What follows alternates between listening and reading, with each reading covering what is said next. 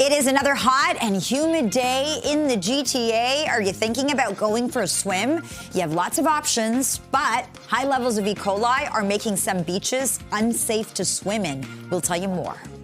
Well, a speed camera that's been cut down 5 times, it's back up in a West End neighborhood, this time with a camera to watch the camera. A live update coming up in moments. And police are investigating after several bullets were fired into a restaurant in the Annex. We'll tell you what detectives are saying about the suspect and a possible motive. And it's a split verdict in the Sean Diddy Combs case. The now disgraced hip-hop mogul found guilty of prostitution offenses, but cleared of more serious charges of sex trafficking and racketeering. We're going to hear from Cassie's lawyer tonight. You're watching Live at 5.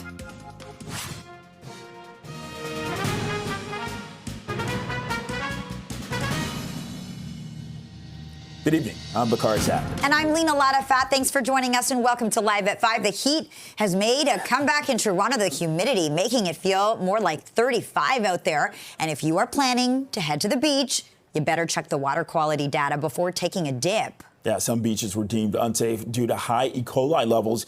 For more on this, I'm joined live by CP24's Arda Zakarian. So, Arda, are we talking about all beaches?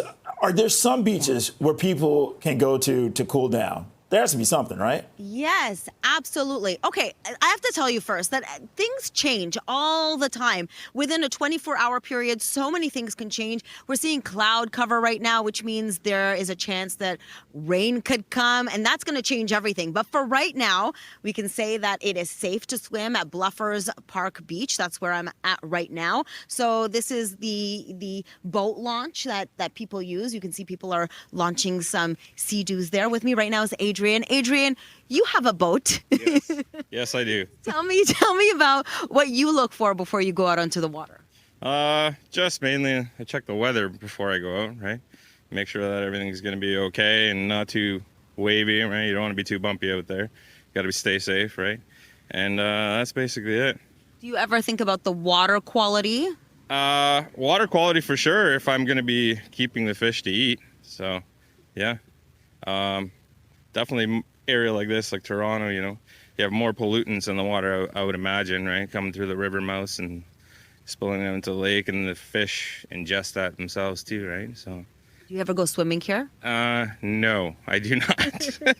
Just the fish. Yeah, that's right. I only fish, yeah. That's Thank right. you. Thank you so much for this, Adrian. We appreciate it. Okay, so if you're asking, so which beach can I not go into? Well, if you check the City of Toronto website, they'll tell you that Marie Curtis Park East Beach. That's a beach that you should really exercise caution. It has a red dot around it, but mostly the other beaches are okay. So we're at Bluffers Beach Park, Sunnyside Beach, Hanlan's Point, Gibraltar Point, Center Island Beach, Cubomie Beach, Woodbine Beaches, and many more on the City of Toronto website. But as I said, things change all the time. They check the water quality. The city does every single day, of course, but it takes about 24 hours for the lab results to come in for it to be deemed safe to swim or not. So the city really asks you to use your own logic. So if it does rain, which is starting to right now, that can really stir up some of the bacteria. Same with wind. Also, if you see lots of geese, they give off feces, of course, so that can't be good either. And shallow water it's warmer, but more bacteria tends to live in shallow water. So these are a few things that, you're asked to exercise your own common sense, your own caution. And one other point, they say if you're playing with the sand near the beach, this one I didn't really think about either, that can also have some bacteria. So make sure you wash your hands, use some hand sanitizer before you ingest anything. It's already starting to rain, if you can see it. I don't know if you can see it through the screen, but it is. So that will probably bring some relief. As you said, Lena, feels like 35 degrees today. Of course, that's much needed relief. The rain's starting to get stronger. I don't know. Are you guys seeing it through the screen? No. We don't see the rain, but we do believe you. No. Yeah, we have to take your word for it. We're going to take your word for it, Arda. My wet face. All right, Arda Zakarian reporting live with some excellent advice. Thanks for this, Arda. Well, to the Annex now, where police are investigating after a restaurant, Mimi Chinese, was hit by gunfire. CP24's crime analyst Steve Ryan has this story. A very popular restaurant in the Davenport area was the scene of the city's latest gun violence. 265 Davenport was the location. The name of the restaurant is Mimi's. I'm told it's a Chinese food restaurant, and again, very popular with people in this neighborhood. Police tell us that after 11:15 last night, they received multiple calls regarding the sound of gunshots. When the police arrived on scene, they found that the front window of that restaurant had 8 bullet holes in it. Clearly, it was the targeted location, but police do not know what the motivation was for the shooting. They have been here throughout the day collecting video surveillance, and they are looking for witnesses. There is no suspect information as of right now, but there is a lot of very good video surveillance on Davenport here. So as the police get that video surveillance evidence, we sure will get an update at some point in time with regards to suspect descriptions. No injuries to report. I'll send it back to you.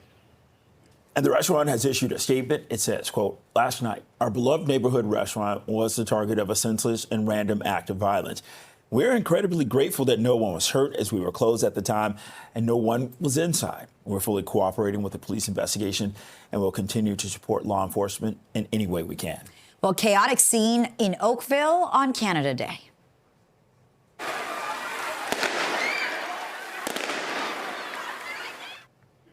Halton police say some groups of young people set off fireworks on Bronte Road, but they were quickly dispersed. A command post had been set up earlier in the day, and there was a large police presence in the area all evening. No injuries were reported, but one person was arrested. Well, the OPP laid several stunt driving charges over the Canada Day holiday. An 18-year-old from Oakville was clock driving 214 kilometers per hour on the QEW. Police say he also tried to race an OPP officer. He's been charged, had his license suspended for 30 days in the car, which belongs to his dad. That's been impounded for 2 weeks.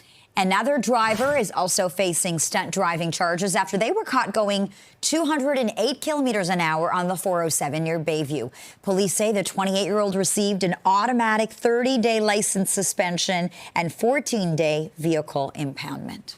Well, the SIU says that a 25-year-old man is seriously injured after a crash just north of Coburg. This was overnight. Yeah, it happened just after midnight. The SIU, that's the province's police watchdog, says an OPP cruiser attempted to pull over a driver who was speeding in a black SUV on Highway 45. The SUV was later involved in a single vehicle collision in the Fenella area. The driver was taken to hospital, and the SIU is investigating the circumstances around the crash. And Peel police are trying to identify motorcyclists who injured an officer. This was in an alleged hit and run in Mississauga. Investigators have released this photo of the suspect. They say the rider was involved in a collision with a marked cruiser in the Air Mills Parkway and Eglinton Avenue West area around 8 o'clock last night. The motorcyclist then allegedly struck the officer before leaving the scene. The officer taken to hospital with serious injuries but is expected to recover. Anybody with information is asked to come forward. All right, it's 5:08. Let's check on the evening commute with CP24 traffic specialist Adjoa Msiaya. Hey, Adj. Hey, Bakari, and hi, Lena. You know, it has been a busy afternoon, and depending on where you're headed, you're dealing with rain, and in some areas, no rain. So no rain on the northbound 427, but the delays are still here. Continues off the Gardner, continues slow, pretty much all the way up to the 401. Now, once you get onto the 401, seeing sunshine out through Pearson, still slow as you make your way through the city, and as you head through Yonge Street, this is where you're seeing a little bit of that rain, which was making its way through. Also seeing a little bit of a break in traffic, and then as you head further east into Durham, no rain, but it's slow as you make your way through this stretch. Northbound on the 400, MTO's reporting some problems in the express just north of Highway 7. Reports of a collision had the right lane blocked. Whatever was there did come and go. On city streets, crews dealing with a collision blocking lanes on Renforth at the 401. Also a collision blocking lanes on Dufferin and Orphis Road. I'll send it back to you. This CP24 traffic report is brought to you by 407 ETR. Enjoy the journey with a stress-free commute. Adjoa, thanks so much. It is 5:09, 30 degrees. You're watching Live at 5. And WSIB workers, they hold a picket union. This is outside of Union Station as the strike enters its third month.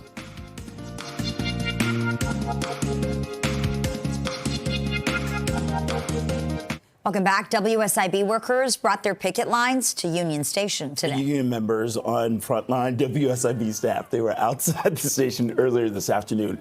The Ontario Compensation Employees Union is calling on the WSIB to return to the bargaining table. The union says wages and workload, those are among the biggest points of contention in the talks. WSIB turned their back on the injured workers. We think they need to be held to account for that. They are processing claims without any eyes really looking at the more complex cases. So as a result, those workers are suffering because they're languishing without immediate access to medical intervention that our nurse consultants would normally do. They don't have immediate access to return to work services. So employers are not getting their skilled labor back like they would normally. And cases aren't being properly managed. We're here today to support our strike because we've been on strike for 7 weeks now. We're here to support the injured workers of Ontario. We're very important to this most vulnerable part of our society, and the WSIB executives don't feel that's the case. We feel that we've been providing the level of service the best we can, but we've been determined, like they've reduced our training, they've reduced the amount of staff, then our workloads increase. There's a mediator that's involved that's talking with both us and the union, and those discussions continue every day. We have an offer on the table that gives people above inflation wage increases so that 75% of our unionized members would now be making $100,000 or more. We also have an offer to make sure that we can work on the workload challenges together. We brought it down by 60% so far, and our offer is to keep working together to do more of that. And about 4,000 workers launched a full strike on May 22nd after engaging in rolling walkouts. Live Nation says that it's making adjustments at Rogers Stadium in response to complaints about crowding. This is following the inaugural show at the outdoor venue. Live Nation Canada says it's incorporating fan and community feedback. It's also closely working with city officials, transit operators, and emergency services to address the many concerns. The company says it's aware that fans felt their seats move in the upper grandstands during the Stray Kids concert on Sunday night, but that it is expected as part of the design of the venue, which exceeds international safety codes. Well, the speed camera, that's a popular target for vandals. It's been reinstalled, and now it's being watched by a camera. Right, by Toronto police. CTV's Beth McDonnell's been tracking this story. She joins us live with reaction. What are you hearing from the community today, Beth? I'm on Parkside Drive near High Park, and what I'm hearing is people hope that this time the camera actually stays up and gathers the information and speeding drivers that it's supposed to. So I'm on Parkside Drive here, and just behind me is the new speed enforcement camera that was put up. So it's just near that hydro pole there. If you just go one more hydro pole over, essentially on the top of that camera, there's a surveillance camera. And we've been told by Toronto Hydro that essentially this was installed for Toronto police. So the idea now that there's a camera watching a camera that's watching all the drivers. So, you know, there are some people in the area that feel that there shouldn't be so many cameras watching the neighborhood. But for the most part, the people that we talk to, they're saying that, you know, it's time that this happened, that we have this camera, and that it's important to keep the neighborhood safe. Back to you. All right, Beth McDonnell with the latest on this ongoing vandalism. Beth, thanks so much for this. It's now 5:15, 30 degrees. You're watching Live at 5. Well, Sean Diddy Combs is back to a Manhattan court this hour to find out if he's going to be released pending sentencing after a criminal trial acquitted him of the most serious charges. Details just ahead.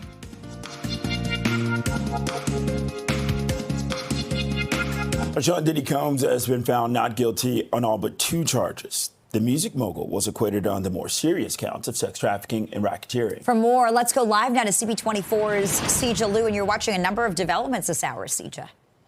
That's right, Lena Bakari. We are still awaiting a bail hearing that is set for 5 o'clock today, so we'll bring you any updates from that. But after 2 months of trial and 34 witnesses, 8 men and 4 women on the jury deliberated for 3 days and came to a verdict today, and that verdict was a mixed one. Jurors found Sean Diddy Combs not guilty of the most serious charges against him, 1 count of racketeering and 2 counts of sexual trafficking by force, but guilty on 2 counts of transportation to engage in prostitution. While these acquittals mean that Combs will avoid a potential life sentence, he is still facing up to 20 years of prison. That is month because the convictions carry a maximum of 10 years each. Now, this case has been centered around allegations from his former girlfriend, singer Cassie Ventura, and another ex who went under the pseudonym Jame. They claim Combs manipulated and abused them over several years and forced them to engage in drug-fueled sexual encounters with male prostitutes known as free cops. We spoke to former U.S. federal prosecutor Mitchell Epner on why the jury came to this decision. Take a listen. What the government had to prove beyond a reasonable doubt was that at some point, Cassandra Ventura and Mia ceased to be volunteers and became victims who were only continuing to participate in the freak-offs because they were being coerced. And the jury found that the government failed to meet that very heavy burden of proof beyond a reasonable doubt. And the judge is currently deciding right now if Combs should be released. That bail hearing was set for 5 o'clock. We're watching any updates from that. The defense is arguing that Combs should be able to go home because he's been acquitted of the most serious charges against him, that he should go home on a $1 million bond. Prosecutors, on the other hand, say that he is a flight risk and is still facing up to 20 years in prison, that he should not be released. The lawyers for Cassie Ventura also say that they are grateful of the two convictions, but this was not their desired outcome. Here's more from Cassie's legal team. We're pleased that he's finally been held responsible for 2 federal crimes, something that he's never faced in his life. He still faces substantial jail time. Of course, we would have liked to have seen a conviction on the sex crimes in RICO, but we understand beyond a reasonable doubt is a high standard. And prosecutors also went on to say they will be seeking a 4 to 5 year sentence for Combs. And we're getting a lot of reaction from law experts as well, who are calling this a win for Combs, considering he avoided the worst case scenario here. But in the next half hour, we'll be speaking with the law experts, and we'll bring you any updates from that bail hearing as those results come in. Lena Bakari. And does Sean Diddy Combs get bail? That's the question that's being debated this hour. Sija Liu reporting live from our newsroom. We'll check back soon. Thanks, Sija. Well, a former criminal justice student pleaded guilty today to murdering 4 Idaho University students nearly 3 years ago. Brian Koberger agreed to a plea deal this week. You see him right there, in order to avoid the death penalty. So in November of 2022, the 4 students, they were found dead in a rental home near the campus. Autopsy showed all were stabbed multiple times and all were likely asleep when they were attacked. No motive has ever been identified. It's not clear why 2 roommates were in the home were separated or spared. Well, a series of fires and explosions has leveled a fireworks factory in Northern California. That thick black smoke and flames that fill the skies over the facility near Sacramento. While no injuries are reported, the area has been evacuated. Well, it'll be days before crews will safely be able to get into the factory to investigate exactly what started this. 522, 30 degrees. You're watching Live at 5. Evacuation orders have been issued for a village in British Columbia exactly 4 years after a deadly wildfire hit the same area. More on this just ahead.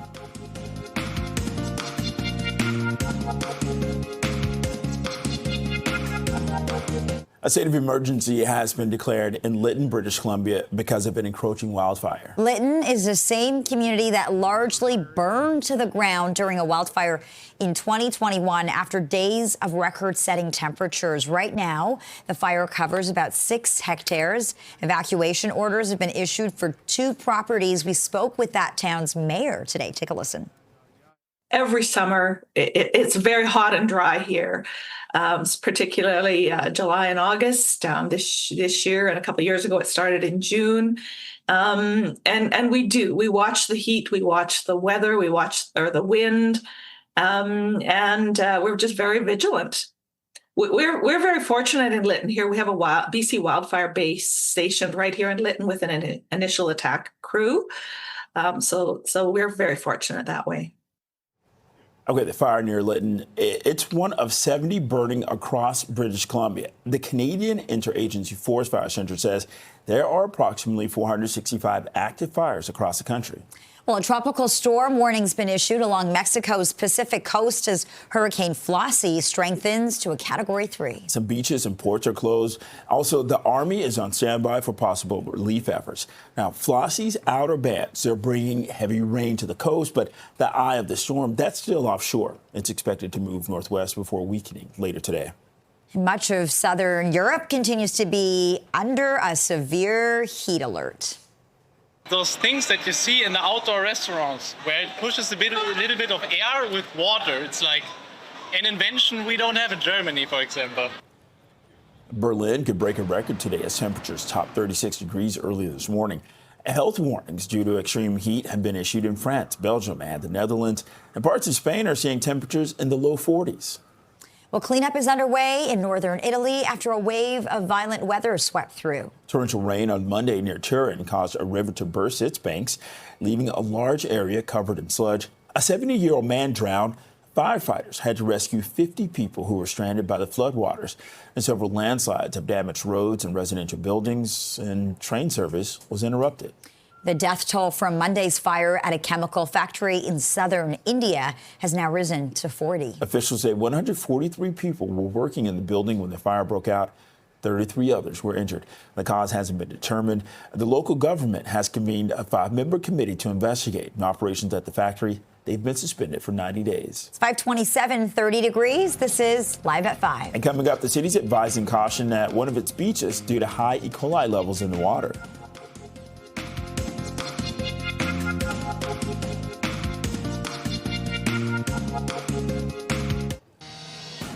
All right, it's another hot and humid day in the GTA, 30 degrees, feeling more like 34. Are you thinking about going for a swim? Well, you got lots of options, but high levels of E. coli, they're making some beaches unsafe to swim in. We're going to tell you what you need to know. A speed camera that's been cut down 5 times is back up in a West End neighborhood, this time with a surveillance camera. Toronto police keeping a close eye on this. We'll tell you more. And police are investigating after several bullets were fired into a restaurant in the Annex. We're going to tell you what detectives are saying about the suspect and a possible motive. And it's a split verdict in the Sean Diddy Combs case. The now disgraced hip-hop mogul found guilty of prostitution offenses, but cleared of more serious charges of sex trafficking and racketeering. We're going to get you a live update in moments. This is Live at 5.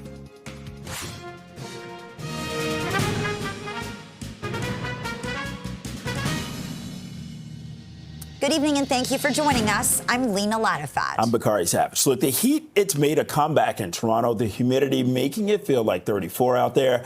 If you're planning to head to the beach, check the water quality data before taking a dip. Yeah, some beaches were deemed unsafe due to high E. coli levels. For more on this, we're joined live by Arda Zakarian. Pardon the pun, Arda, but the situation's pretty fluid.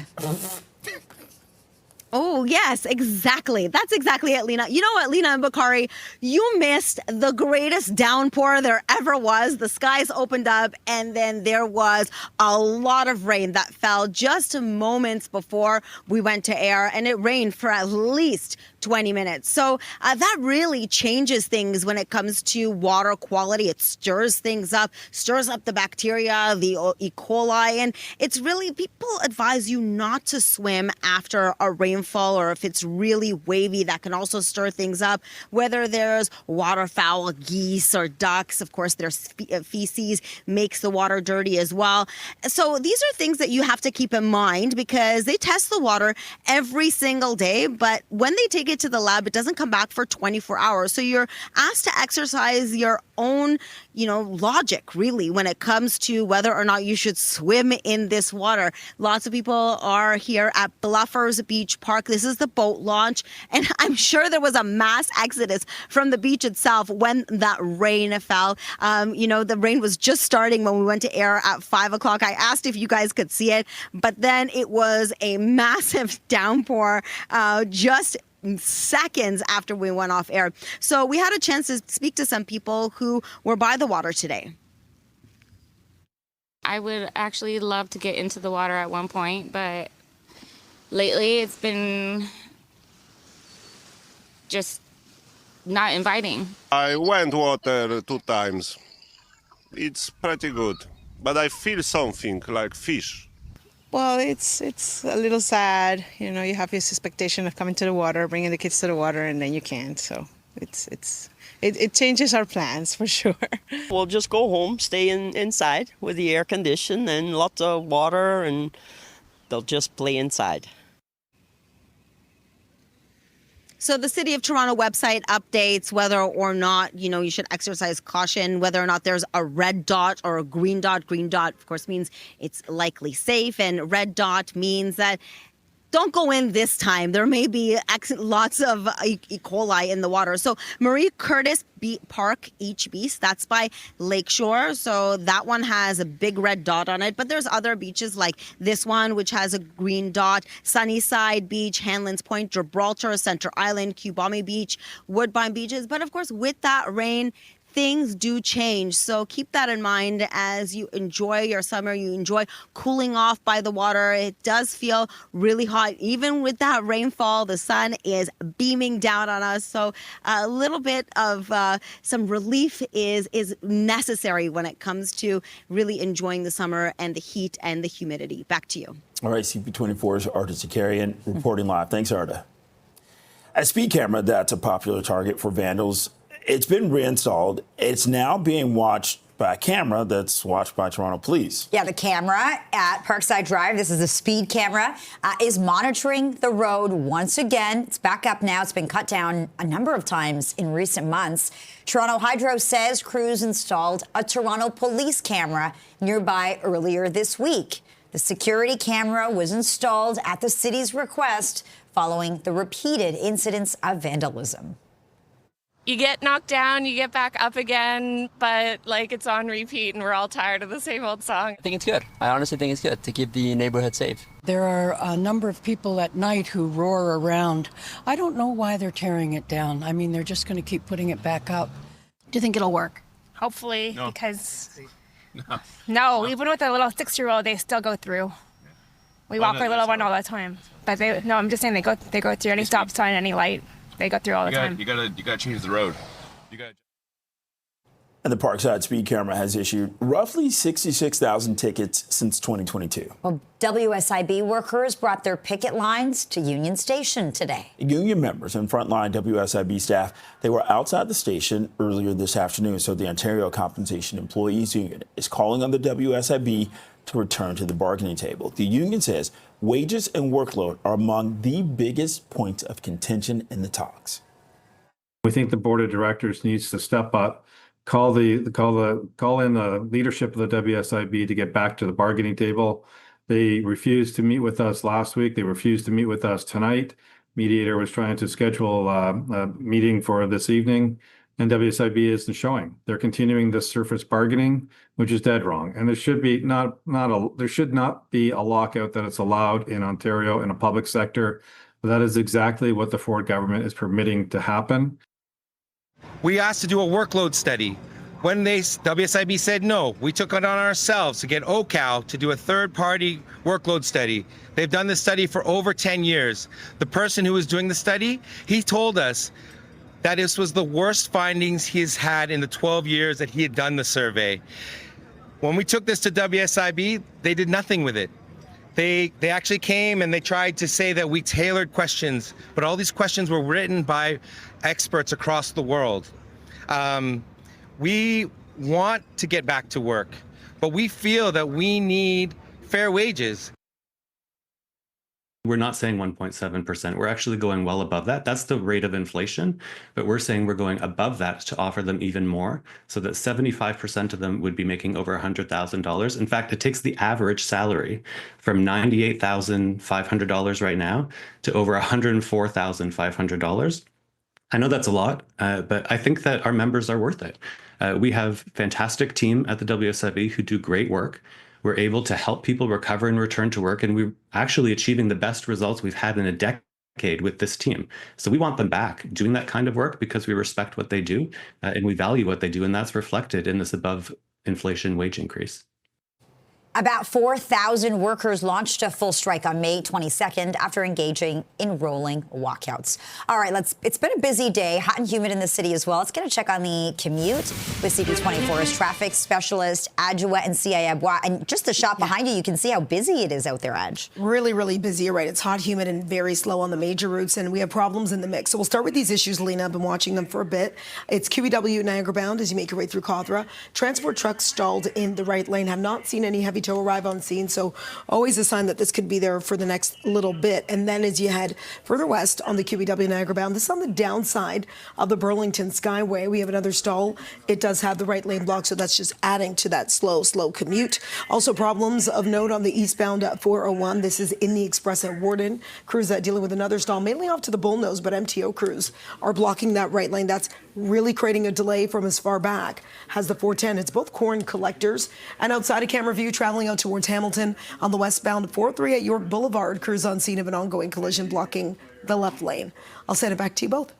All right, thanks, Adj. You're welcome. Toronto police have kicked off this year's edition of the Youth in Policing program. 155 young people between the ages of 15 and 18 are taking part this year. They'll spend 8 weeks working with various units and divisions to gain job experience and life skills. They'll also have the opportunity to take part in different community events. And the province's Solicitor General says this group of young people will get a first-hand look at something many in the public will never see. It's going to open your eyes as to how you understand the relationship between our police services and our communities. And you represent our Toronto. You represent Toronto, which is diverse and special.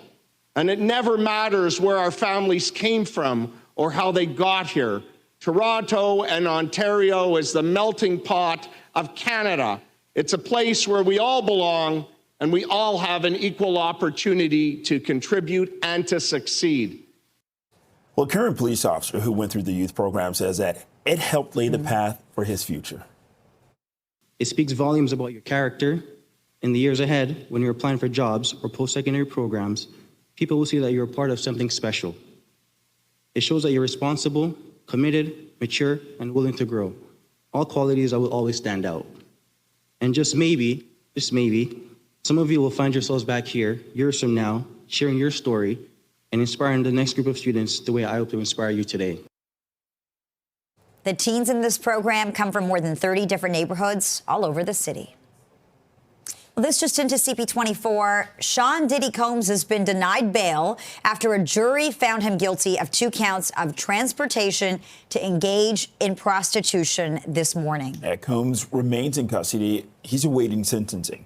His attorneys wanted him released on $1 million bond, but a judge ruled against that request, saying the applicable law did not allow for Combs' release at this point. We're going to have more on that just ahead with C. DeLu. We'll have some legal reaction too. 540, 30 degrees. You're watching Live at 5. An investigation's underway after a restaurant in the Annex was shot at last night. Details just ahead.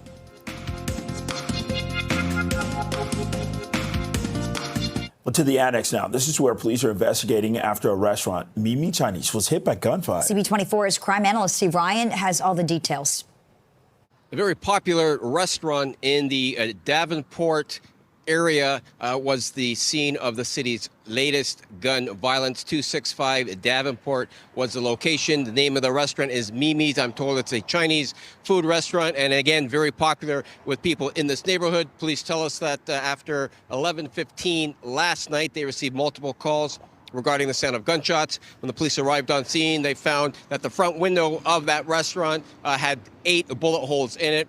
Clearly, it was the targeted location, but police do not know what the motivation was for the shooting. They have been here throughout the day collecting video surveillance, and they are looking for witnesses. There is no suspect information as of right now, but there is a lot of very good video surveillance on Davenport here. So as the police get that video surveillance evidence, we sure will get an update at some point in time with regards to suspect descriptions. No injuries to report.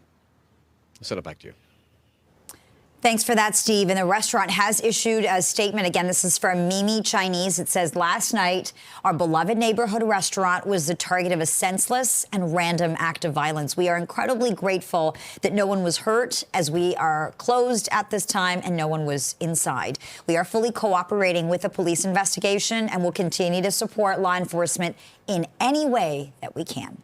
Well, Peel police are trying to identify a motorcyclist who injured an officer. This is in an alleged hit and run in Mississauga. Investigators releasing this photo of the suspect. They say the rider was involved in a collision with a marked cruiser in the Erin Mills Parkway and Eglinton Avenue West area around 8 o'clock last night. The motorcyclist then allegedly struck the officer before leaving the scene. The officer taken to hospital with serious injuries, but is expected to recover. Anybody with information is asked to come forward. Well, the OPP laid several stunt driving charges over the Canada Day holiday. An 18-year-old from Oakville was clocked driving 214 kilometers per hour on the QEW. Police say he also tried to race an OPP officer. He's been charged, had his license suspended for 30 days, and the car, which belongs to his dad, has been impounded for 2 weeks. Well, also another driver is facing stunt driving charges after they were caught going 208 kilometers an hour on the 407 near Bayview.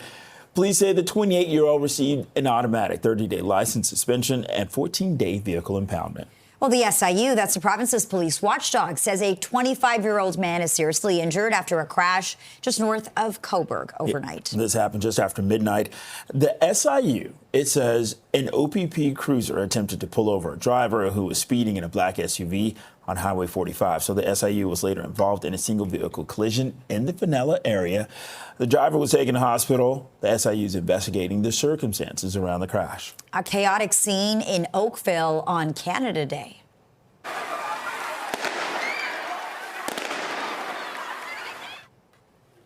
Hamilton police say that some groups of young people set off fireworks on Broadview Road, but they were quickly dispersed. A command post had already been set up earlier in the day. There was a large police presence in the area all evening. No injuries were reported, but one person was arrested. It's 5:46, 30 degrees. You're watching Live at 5. And coming up, Sean Diddy Combs is going to stay in jail after being convicted of 2 criminal charges.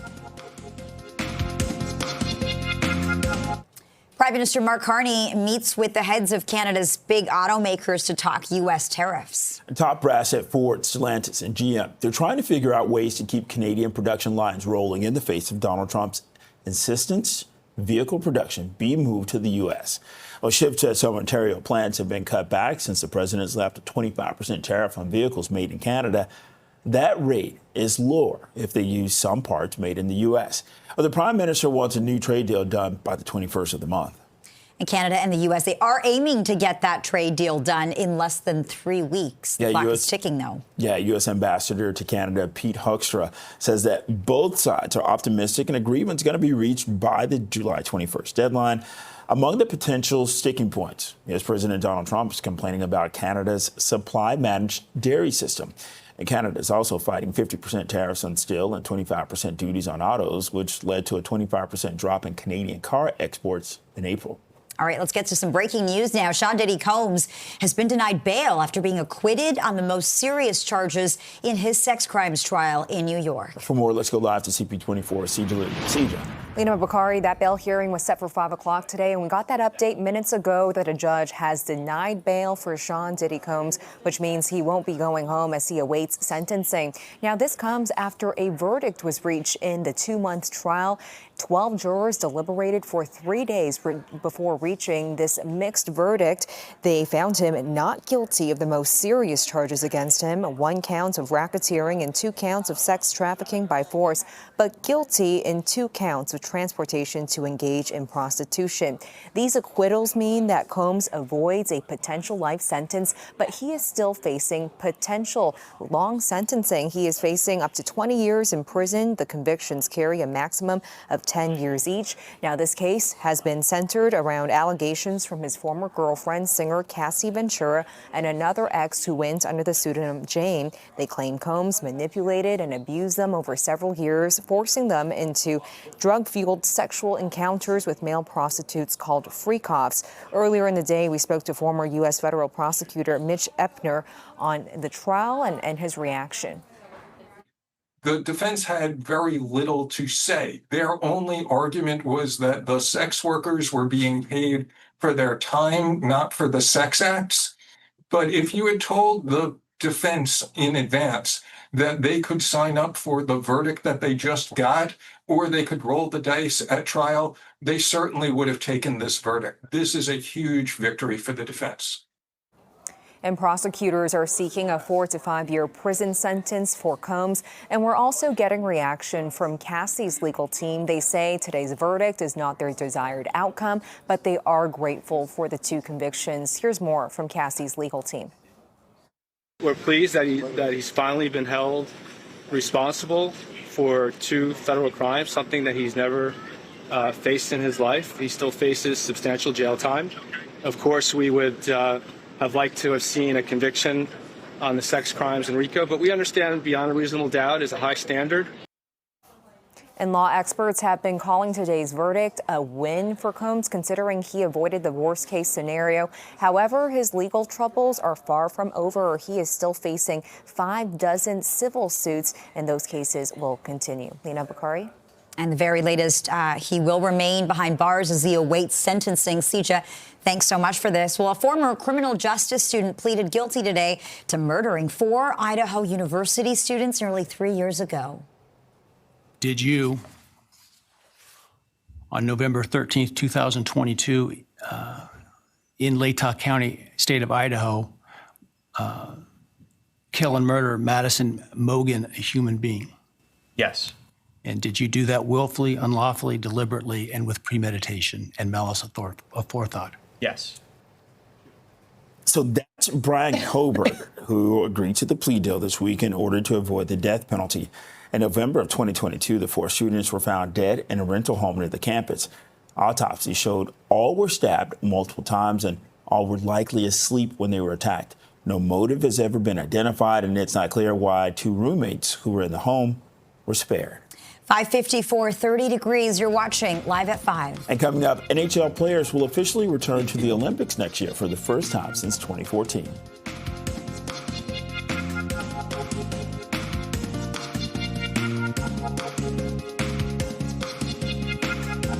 NHL players will officially return to the Olympics next year. The NHL, NHLPA, International Ice Hockey Federation, and International Olympic Committee agreed to a deal today that'll see the best hockey players in the world compete at the 2026 Winter Games in Italy. It marks the first time since 2014 that NHL players will compete in the Olympics. The deal also paves the way for participation at the Olympics in 2030. Well, veteran sports broadcaster and TSN hockey insider Bob McKenzie has called it a career.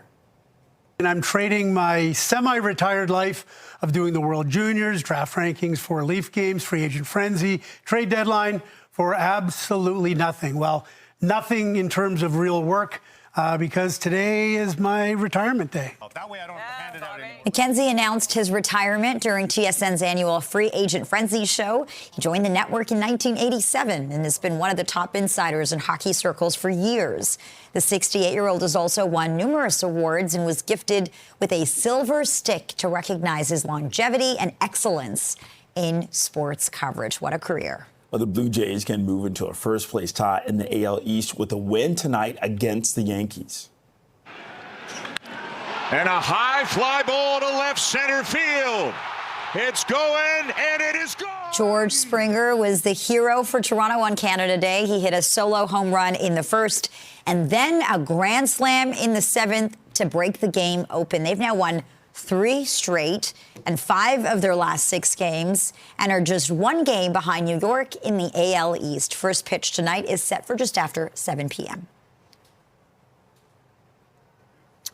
And former Blue Jay Kevin Pillar has announced his retirement from Major League Baseball after 13 seasons. The 36-year-old spent 7 years in Toronto. That's where he became a fan favorite for his defensive play in the outfield, earning him the Superman nickname. Time now is 5:59, 30 degrees. The heat is back in Toronto. So is the humidity. It's feeling more like 34 out there. You're watching Toronto's breaking news, CP24. Thank you for watching. CTV News at 6 is next.